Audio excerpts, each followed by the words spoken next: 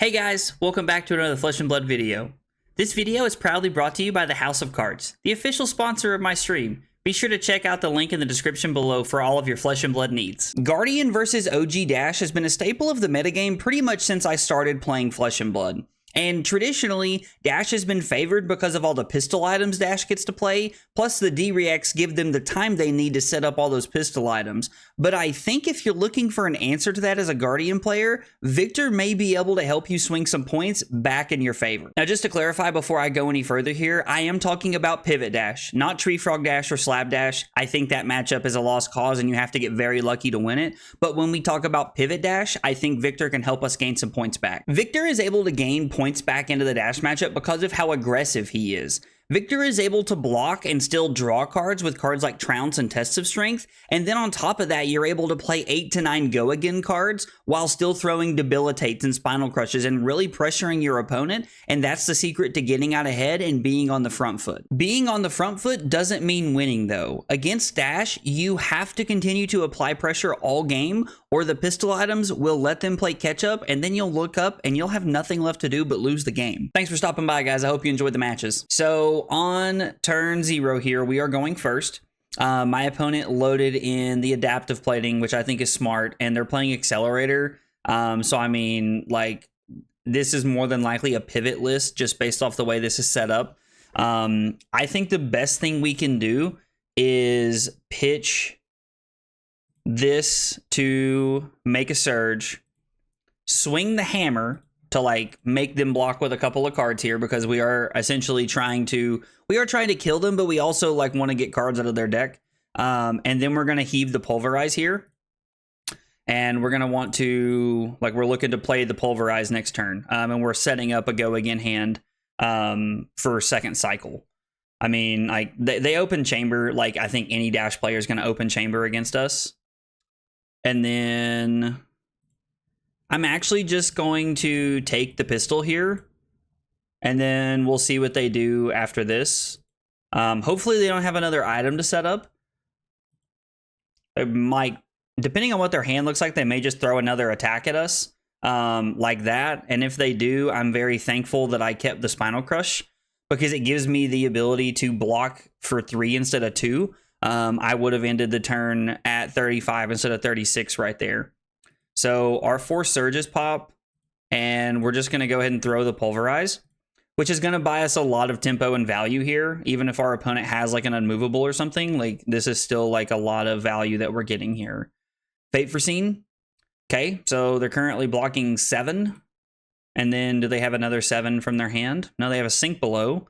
So now they're 3 away. Do they have another D-React? And to reinforce the line. Okay, so our Pulverize got 3 cards out of their hand, which is really big for us. And then what we're going to do is we're going to Arsenal the Zealous Belting here, which is really big win. I think this is a very good play for us here. I'm actually kind of interested in just taking the pistol here, because I can pitch Thunderquake to play Zealous Belting, and then I can pitch the Red Thunderquake and the Macho Grande to play Spinal Crush here. So we actually get to have a 14-point turn. And I think this is a lot for them to deal with here. Okay, so they don't have a D-React in Arsenal, which is kind of nice for us. I am going to go to 32 here. Like, I think this is fine. It's worth noting that we have not really had an opportunity to block with Civic Steps, at least not one that I've recognized so far.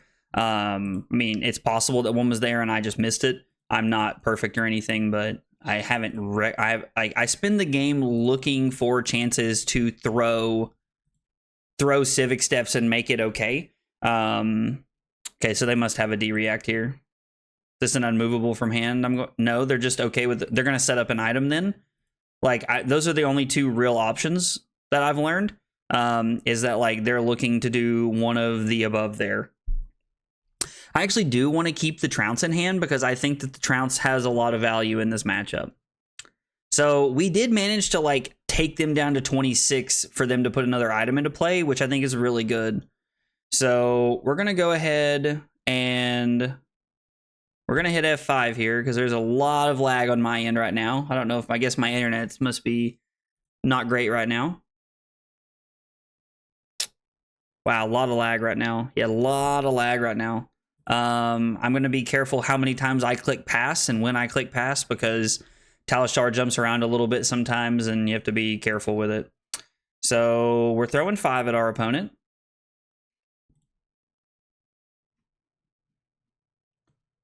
They are... I'm going to refresh here. I thought I already clicked pass, and I really don't want to skip through my turn here. So they blocked out 5. They used Crown, but they didn't put a card on the bottom, it looks like, at least from what I can tell. So we're going to swing the hammer for 6 here. All of these go again attacks buy us so much value in this matchup. That is the key to doing well in this matchup, in my opinion, is to having go again attacks. Like I'm running 8 in my current list, and I think that is I think that's the key. Like I think that is the key, is like having a lot of go again attacks. I think like if you're really like, if there's a lot of dash in your area and you're worried about like being able to play into it, I would look at running 9. But I think 8 is like a pretty solid number for my list and what I'm looking at right now. We are going to skip on arsenaling, and then God, we're going to pray that we draw blue off of this Trounce. If not, we might be looking at giving up Crown here to put something on the bottom, because I would really like to be able to throw a bigger attack here. Okay, so this gives go again. What are we looking at here? So we have to decide how we want to block at this point. They have 6 equipment block left, 5 they can use at any one time, and I'm going to assume that's a D-React in their arsenal. So I really wish we had a Surge floating. We could do it all here. But what I think we're going to do is, I think we can go to 27 here. Actually, we can block with a Debilitate, and then we can go pitch Cranial Crush into Zealous, and then pitch the Spinal Crush into Anothos. So we're going to take 2, go to 30, and then we're going to throw another 11 at our opponent here. Or, I'm sorry, 12, because we actually have the Might token from the Trounce. So Might's looking really good so far. Like the Trounce looking really good so far. Like, we could try to draw a card here, and if we hit a blue, throw the hammer and then arsenal our Spinal Crush. But we don't really have many ways to create gold in our deck, main deck anyway. Like with what like we're looking at right now. I mean, like we have the Trounces, but like that's really it. Man, that is a big unfortunate here that we can't do it all. Like that we can't throw this for 7, because that would force out some D-Reacts here, and I think that would be really good. So I think we're just going to go ahead and throw 8 and arsenal the Pummel, and we're going to be looking for a Command and Conquer. We're going to be looking for something big that we can pummel right here. Probably looking for Command and Conquer specifically. Like that is our best card to pummel, like bar none. And we happen to draw into it on the very next hand. So you love to see it. You do, in fact, love to see it. And we can block with a Debilitate here. So I think I'm just going to say no blocks on the 2, because they didn't load the Purifier, which I'm like, that means they want to play another item here, or they're short on resources. Okay, so they want to throw the 0 to 60. So waiting to block actually gave me the ability to block 3 instead of block 2. So again, I took 1 less damage on this turn because of a little show of patience there. So we're going to make a Surge, and we're going to throw the Command and Conquer. And at this point, we just stare at them.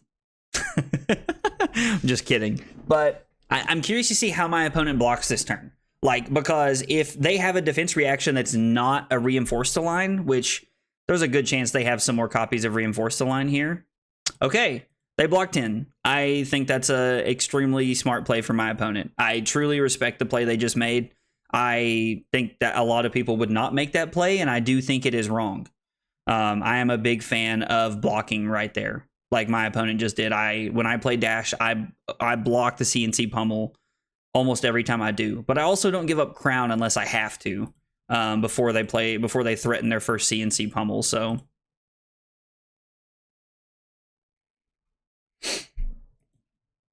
I mean, this hand's pretty good. Like, we can just go E-Strike, go again. Oh, did we reveal a Thunk on the second one? Oh, let's go. What a W.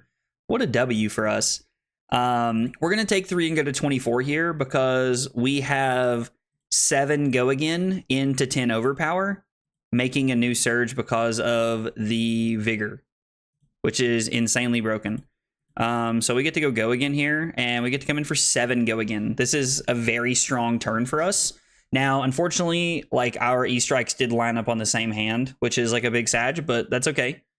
And we're getting D-Reacts from hand here instead of from Arsenal. Hey, I love that. You love to see that. I'm going to assume this is an unmovable at this point. Like, that's all I can assume that they're working with is an unmovable right there. And if it is, they're probably just going to give it to us right here because, I mean, this is a pretty good use of blocking it. Like, using the unmovable right here, like, is pretty solid. Yep. So again, another hand where we take every single card out of their hand, and that's a really good value play for us. Okay. So I have access to 7 resources. If I go down to 5 and draw a blue, I will have 8, which means I do not want to throw the Pulverize here. What I can do is throw Prime to Fight and the Pummel and then Arsenal this and try to crown it away if it doesn't line up for us. Now, Pummel on a Prime to Fight isn't that impressive. Like, we'd much rather be like throwing Pummel on like a Pulverize or a Spinal Crush or, you know, anything that makes more sense there. But I think that, like, I think we want to get the Pulverize in our arsenal. And again, like, we took a Fate Foreseen out of their hand instead of letting them arsenal it here, so I think this is worth it. Please, for the love of God, just let us draw quad blues. That is not quad blues, but that does it. It's not quad blues, but it does what I wanted it to do. So we get pretty lucky there. I mean, don't get me wrong, like, we're playing Guardian. We are on 32 blues in this matchup, but at the same time, like, there was a good chance we couldn't play it. There are a lot of Victor hands that have 2 blues in them, and you're not able to play that there. So I'm very, very thankful that that panned out for us the way that it did. I assume they're going to block differently or something here. I don't know. Not really sure. They want to keep 1 more card. Okay. So they'd go down to 10. We're going to go like this. I mean, I'm going to assume that they're, yeah, like, load some items and then put another one into play. Makes a lot of sense. We're going to go ahead and throw the Chokeslam, Arsenal the CNC. Now, we don't have another Pummel, but is it actually better to Arsenal the Prime to Fight?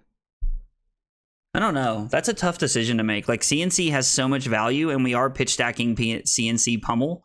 Kind of, there's 4 cards there, so it's not exactly like we're going to see it easily, but we are setting up a second cycle CNC Pummel, and Prime to Fight is for 9. I could just throw Prime to Fight because it's for 9 and not Arsenal anything here. I think throwing 8 and arsenaling a 9 is better. I think that's better than arsenaling the CNC. The only reason we would want to arsenal the CNC is because it gives us the ability to block with 3 cards and then throw the CNC after making a surge, but I think I'm more in the camp of trying to find this. Now, this hand's phenomenal. Gosh, this is what dreams are made of right here. Like, if we can win this Trounce, and don't get me wrong, I'm going to do everything in my power to win this Trounce if I can right here, because we want to be able to go E-Strike go again into Prime to Fight for 11. And we do win. Nice. We put a Debilitate on the bottom of our deck and a 0 to 60 on the bottom of theirs, and they have a Sink Below on top. Yeah, this is like insane value for us right here. So I can block with Disable, go E-Strike, put Command and Conquer on the bottom for 6 go again, and to pitch Thunderquake to throw Prime to Fight for 10. The value train is unreal here. Like, there's just so much value in that. Yep. And then 6 go again into 10. So a 16-point turn after blocking 9. That's crazy. 25-point turn cycle. Absolutely insane. Like, just, you know, Guardians aren't known for doing this kind of stuff. So it's so fun to be able to do this kind of stuff. Yeah, because we blocked with Trounce. No. I'm sorry. We blocked 6, Trounce and disable, and then we attacked for 16. So 22, still 22-point 5-card turn cycle, which is insane. Like, there's still so much value in that for us. We took an Arsenal D-React and 2 cards out of their hand. And I mean, this is like just a take the damage kind of thing. They put a 3rd Plasma Purifier into play. We're going to reveal both of these cards. Like, again, just all the go again here has given us so much value. And I'm not even playing all 9 like go again cards. Like, we're just playing the 8. And also it's worth mentioning that I have all of my equipment left. Like, we're up 4-22 and I have all of my equipment left here. Like, we have been in the driver's seat like almost this entire game. I'm just gonna put this in my arsenal here. And then I actually can't throw the Macho Grande here.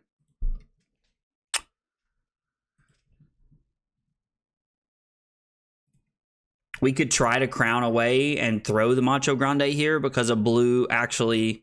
Yeah, we'd have to have a blue here off the top, but I mean, we could go that route if we wanted to. Because, like, that almost assuredly ends the game here. And what, this is going to be for 5, no go again. So, I mean, let's block 5.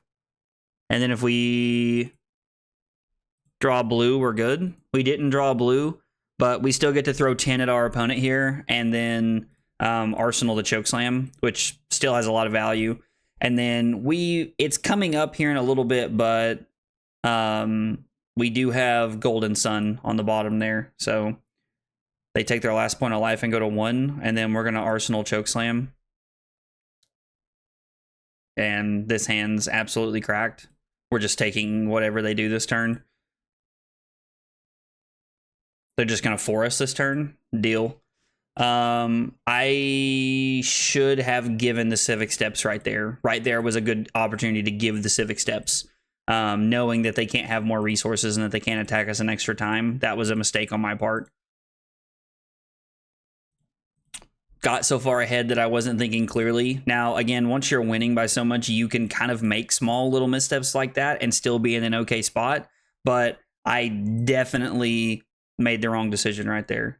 And our opponent just takes 7 because they realize that they're going to die either way. Even if we just throw the hammer after this, they give us 3 cards on the 7, and then they give us their last card and die the last one. The start of this game was very positive for me as I was able to heave the Pulverize. Now, I did have to take some damage to throw the Pulverize, and then again on the following turn, I had to take some damage to be able to throw my go again hand, but I was still able to start the game out on a very positive foot and start taking cards out of my opponent's hand and put myself in a tempo-taking position. In the mid-game, there was a 4-turn cycle that really favored me. This started out by me playing Command and Conquer and then representing the Pummel. Now, I did have it, but my opponent blocked 10, protecting a D-React that they had, and I think that was a very smart play from them. Then on the following play, we went in for E-Strike with 7 because of our 2 mites with Go again, and then we were able to throw the Golden Sun for 10 overpower. Now, again, they're blocking this out, and they're not really taking a lot of damage, but then on the following turn, I threw Prime to Fight, played the Pummel, and they ended up blocking this out again, and then I was going to Arsenal the Pulverize,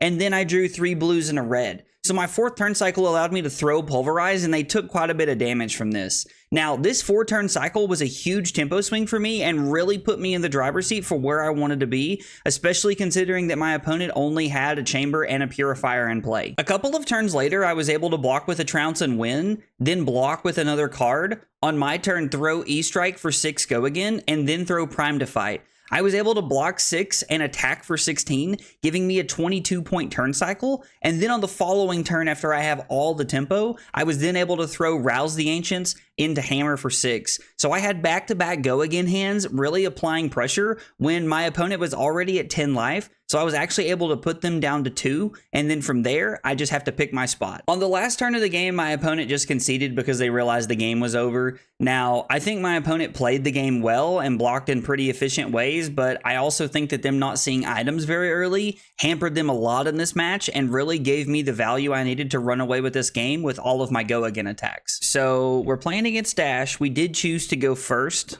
which I think is the correct decision. And then they loaded in adaptive plating, which makes sense to me. So I'm thinking we can make a surge and then heave Thunderquake here. Probably the best play. Instead of like trying to push damage, and we'll just keep the Trounce in our hand. I think that's fine. The Trounce can be very good for this upcoming hand, especially if we're able to go Rouse into Disable here. I think that could be pretty good. We're just going to go ahead and block with the Trounce because we want to for sure block with it in case they set up like an item this coming turn or anything like that. There's always a chance that that could happen. So if they're looking to set up an item this turn, we want to block whenever we can. Yep. So that is exactly why we blocked on the first one. A lot of times these Dash players will like throw a 4 or a 6 at you after everything's said and done with, and that's fine. But you still want to make sure that you are holding, that you are like blocking as efficiently as possible to like not let yourself keep, like if I kept a Trounce in my hand over like a Spark of Genius, like that would have been pretty bad for me all the way around. So I'm going to play Rouse. We're going to reveal Thunderquake and Zealous here so that we can get to 13 power. We're going to come in for 8 go again because of the Trounce. We're going to make a new surge and throw the Thunderquake. We could throw a Zealous Belting and then throw the Thunderquake, but I think it's actually better for me to save this for the following turn. And then the surge lets me be able to like throw a Zealous Belting and then a Spinal Crush or a Prime to Fight or something like that. So, I mean, we had a 16-point turn here as a Guardian deck, which is pretty solid. Like, we want to be putting our opponent on the back foot as early as possible here. So we're just going to Arsenal the Zealous Belting. This hand is not great. Hopefully Trounce will bail us out here. Really looking to... Okay, well, that is pretty unfortunate for me. That is a big Sag. We can throw Debilitate here. So if I pitch everything, I can throw Debilitate. If I pitch... we can pitch Chokeslam and Debilitate to throw the Command and Conquer to force them to block. We do have Pummels coming up, so it's probably better to keep these in the deck, right? Let's just throw 8. I like the Trounce is good in this matchup, but I think we just want to push damage. Like, we have a pretty good chance of winning the Trounces in this matchup, but I think we're still better off to just go ahead and throw 8 here. Yep, they give us a Fate Foreseen. They probably have another defense reaction here. If they're showing us Fate Foreseen, they're probably on Fates, Sinks, and Unmovables, maybe on Reinforces as well. I'm not sure. That's a tough call to make sometimes. Okay, so they're just playing another Spark of Genius. All right, so they're doing a really good job at setting up here. Like, our opponent's doing a fantastic job at setting up here and getting a lot of items into play. We're just going to do our very best to punish them here and try to push as much damage as possible. Throwing the Spinal Crush here is pretty solid afterwards. So let's see. We still have access to 6 Go Again cards in our deck. Yep. They take 1, go to 25. And then they have 3 Purifiers and a Chamber in play. Kind of surprised they didn't go get a second Chamber right there, if I'm being honest. I kind of assumed that they would rather throw...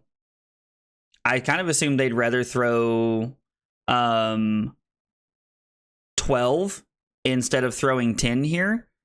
I don't know. That's intriguing. I don't know. It's interesting. Maybe they're looking at it from the aspect of like leaking damage here. I'm not sure. We're definitely going to block with the buckling blow. We'll take 2. I think we're just going to take whatever they do after this. Yeah, and then they're going to load probably the Purifier and then throw 5 more at me.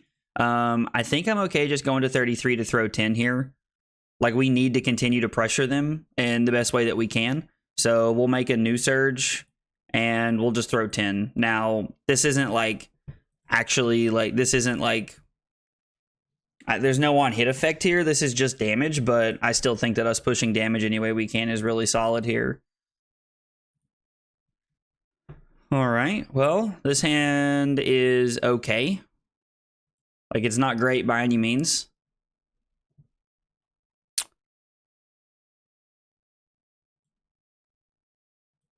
So if we block with the Trounce and the Clash of Vigor here,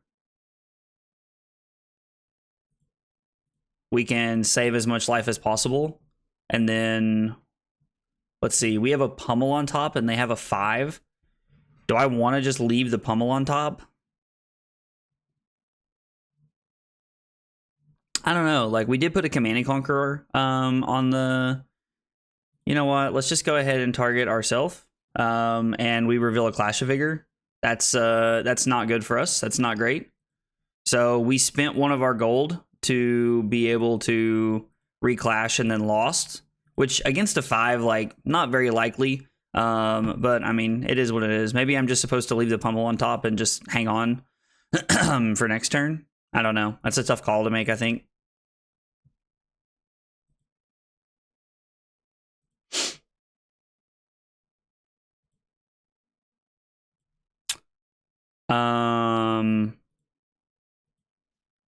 Okay, so we do win this one.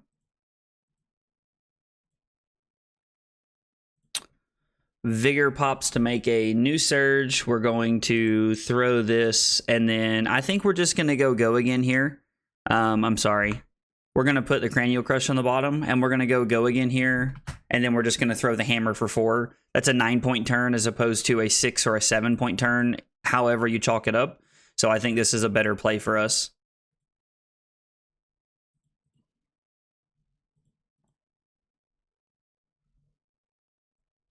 All right, well, this hand's probably just going to be blocking quite a bit in Arsenal the Zealous Belting here. We are going to give them a turn here where they can take some life advantage from us. Actually, I think I can block here for sure. The play might be to... They're going to reload everything here. Yeah, I was like, this is what happens when they get blue set up. I think the play might be here to just go to 26, throw 7 at our opponent. Oh, we're not. They're going to go get the other. They're only playing 1 induction chamber. That's really intriguing to me. Huh. I don't know. That's like super interesting. Like, I put the Pummel on bottom and I want to keep the Zealous Belting here because I think Zealous Belting helps us push more damage than the actual... I think Zealous Belting helps us push more damage here than the Pummel does. And I don't really think that. Like, I know that. Like, that's just a fact.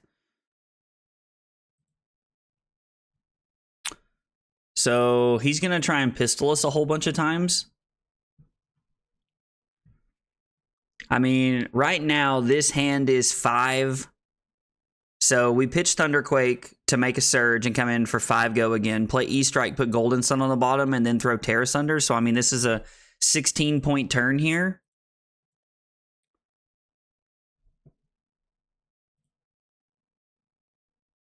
I mean, I think we're going to see what our opponent can do here. Like, they can probably do quite a bit of damage to me this turn, but I think that...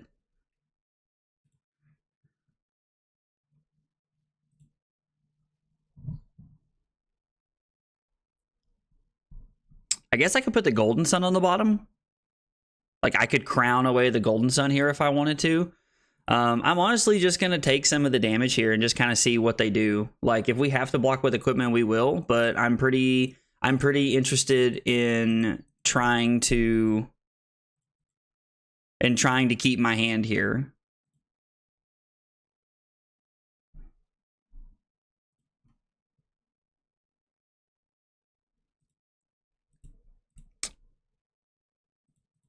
We are 14. I think I'm going to block with my equipment this turn because when they go to reload the pistol, it will reset. So I'm pretty sure I click pass there. Our opponent's done a very good job of like understanding their role in this matchup.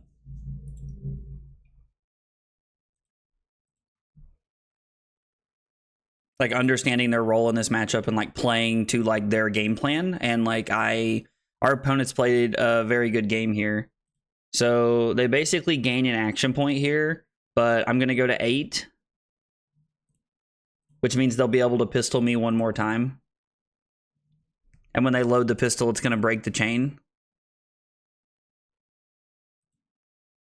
This is for 5.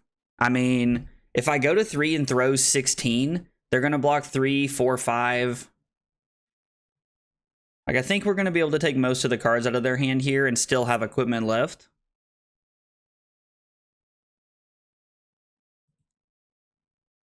I think we can go to 3 here. I think this is safe to go to 3. I'm honestly not sure. The fact that they hit that FaBrary scene is pretty good for us. I'm going to assume that's a D-react in some capacity.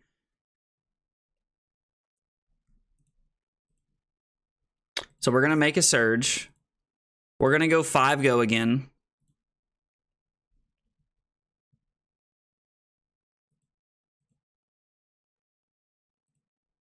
They give us the FaBrary scene.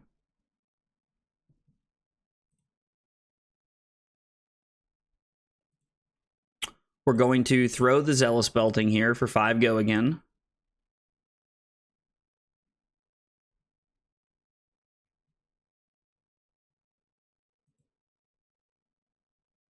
They're probably going to destroy the Teklo core. No. And then we're going to throw the hammer for 6. And have another defense reaction here. Okay. And they do not sink a card. They take 2, go to 2. Man, if we had gold right here, it would be insane. Having gold right there would be actually very, very good for us. Is there... No, we blocked with 2 Trounces and put 1 on the bottom, so there are no more Trounces first cycle that we can even find here. I mean, I guess it's possible they're just going to pistol us twice.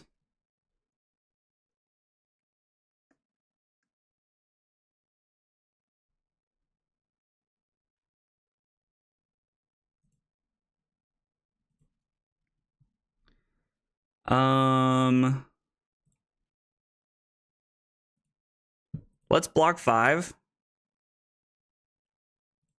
And so what are the odds that we get to keep the Thunderquake here? So, like, if we ever block with the Civic Steps, we're just giving them an extra hit here. Like, that's one thing I definitely need to work on is when to use Civic Steps in this matchup, because Civic Steps is not easy to use in this matchup. So, if I bottom Command and Conquer and hit a blue, I need to be able to block... I mean, I guess I can use Civic Steps here, but I'm not going to be able to throw the Thunderquake regardless, right? Yeah, I don't think that's ever going to be a possibility for me to throw the Thunderquake here, so... Yeah, if we hadn't reclashed, we would probably just be able to try and keep 2 cards here and try to end the game.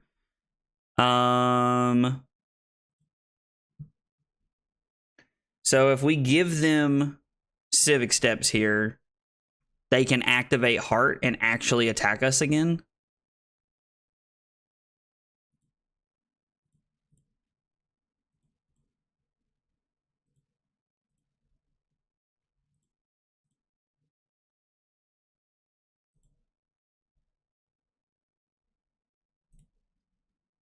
So now we're going to use Civic Steps because it doesn't matter.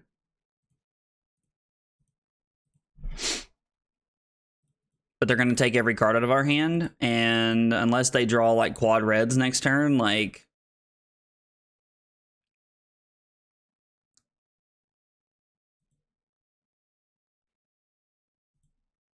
Oh, they had to gain their action point back? Yeah. I mean, I was like, I assume they want to put me to 1 and take the last card out of my hand, and if it is a 2 block, then we lose on the spot. So Surge Pops, we can't do anything, and we're just going to pass. Yeah, I was like, they would have had to have drawn that quad res right there, and I don't think that's very likely. So when they throw the pistol, we're going to have to give them 2 cards here.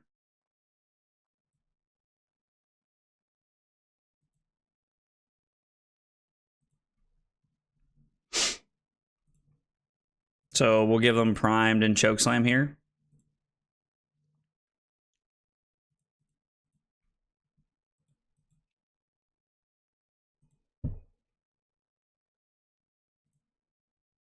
And then, oh wow, yeah, they had all blues. I mean, doesn't seem that crazy to me, but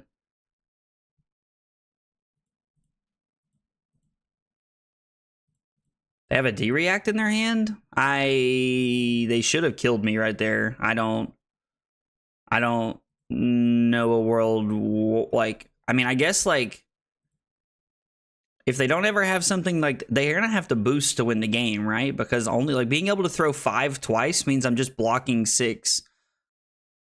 I mean, they'll fatigue me at a certain point, like, but really hope the game doesn't play out into that. Like, they'll just go for it at some point, right? And boost something. Yeah, here we go. I was like, and if they hit, like, then yeah. Like, we block 6 and then the pistol kills me.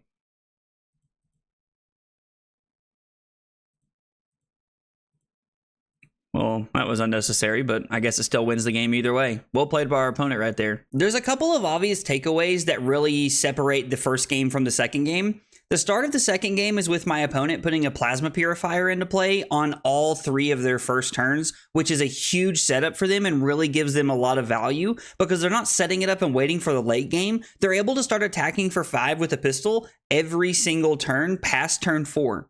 The other thing that I want to point out is on like turn 4 and on like turn 9, I think, I drew all red hands, which was really bad and really cost me some tempo. Now, I was able to throw the E-Strike on the second one, but drawing all reds in Guardian is still real feels bad. I do really want to tip my hat to my opponent in one aspect here. My opponent drew high octanes and played them to use their advantage to get ahead, which was really smart in my opinion. They were down and they needed to gain some value back. Now, I think a lot of people wouldn't do this out of fear of banishing D-Reacts or anything else, but my opponent did this and boosted really well after using their Crown of Providence, and like, I think this was a very smart play for my opponent and really put them in a good position. The 2 biggest factors in this matchup, in my opinion, are, as the Guardian player, how often do you draw go again attacks? You want to be throwing go again attacks as often as you can and applying as much pressure as possible. From the dash point of view, the quicker they are able to set up items, the better off they're going to be. And I think one of those 2 things will really swing the matchup one way or the other. Guys, if you see anything you think I missed, let me know in the comments down below. I'd love to hear about it. If you liked the video, be sure to like and subscribe for more content. Thanks for watching. I'll see you next time. Take it easy, guys.